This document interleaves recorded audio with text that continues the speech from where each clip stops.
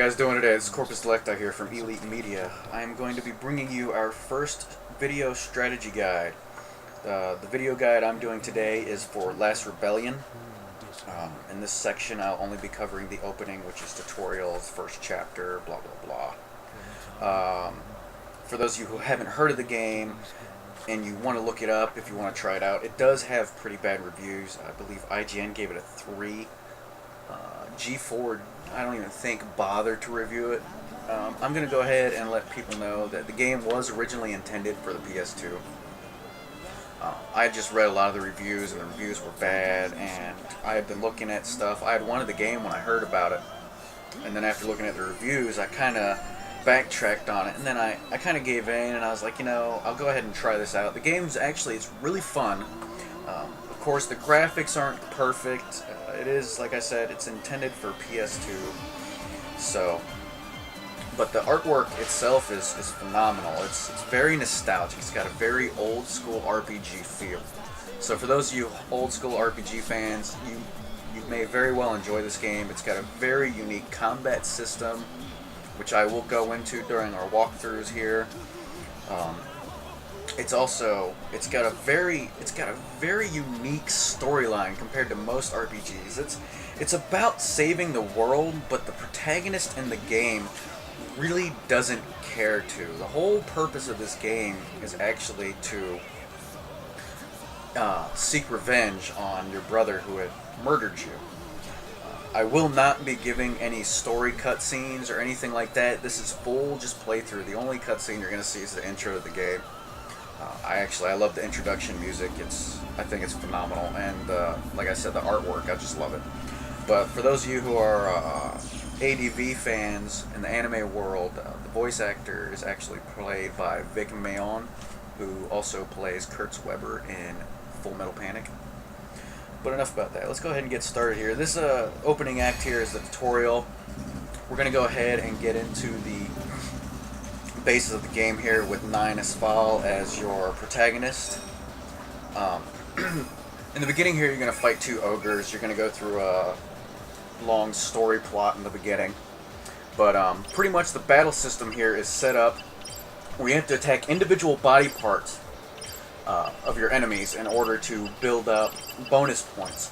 And you'll notice in the beginning here, I'm going to do just physical attacks. I will explain that in a minute. First, I'm going to go ahead and, for those of you who think I went through those numbers a little too quick, the order for this, if you're playing this and watching this, if you want to take note, the order for the opening orc mercenaries is head is number 1, left horn is 2, right horn is 3, left hand is 4, right hand is 5, the left leg is 6, the right leg is 7, left shoulder is 8, right shoulder is 9, and the chest is 10. And if you do that and you pull that out, you can hit L1 on your PlayStation controller and it will save that setup, and then you can switch to the next one and just hit R1 and it'll recall it. Now the purpose of the tutorial here though is to show you that first you're supposed to attack, and then you cast your magic spells, and that does massive damage. Well, what I'm going to be doing is showing you the best and easiest way to play the game, the fastest way to level up, which for those of you just starting it, you might not realize how to do it. If you notice down in the bottom right side of the corner where it says bonus 440 right now, while I'm doing physical attacks and I'm hitting the proper order of the body parts on my enemies, that bonus gauge is going to build faster. The reason we want that is we want to get the bonus gauge to 999 before using any magic or even killing off the enemy. That is because you will get a massive experience bonus at the end. In the beginning, it doesn't really do much. I'm just doing it here so you understand, so you start doing it right off the bat. You get used to doing it.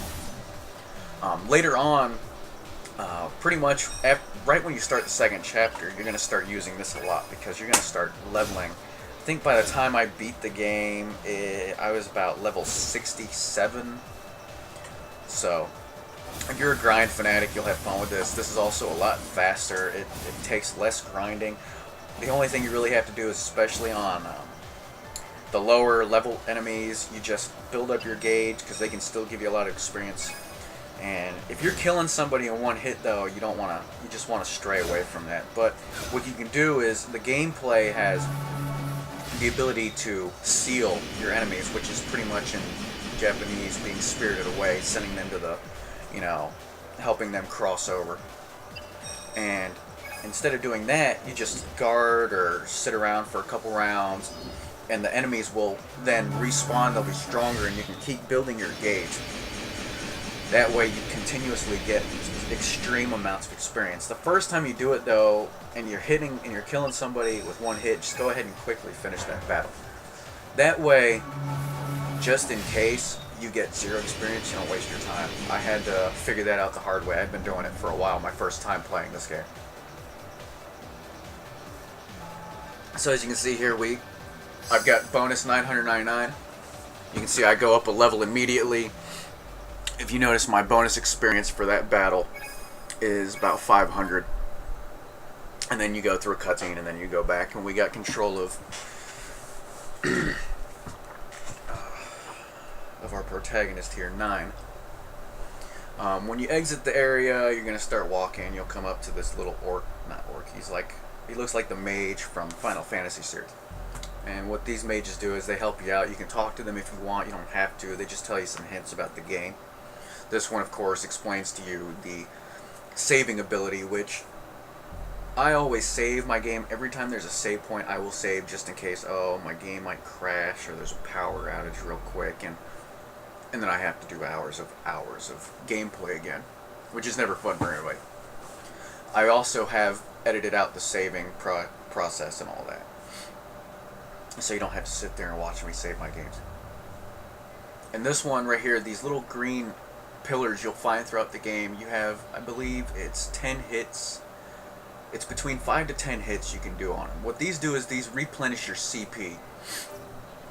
Now your CP are your charge points, which allow you to do actions in battle.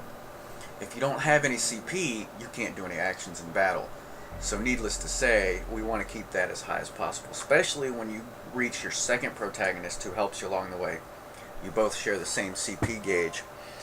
So you want to make sure that you keep those as safe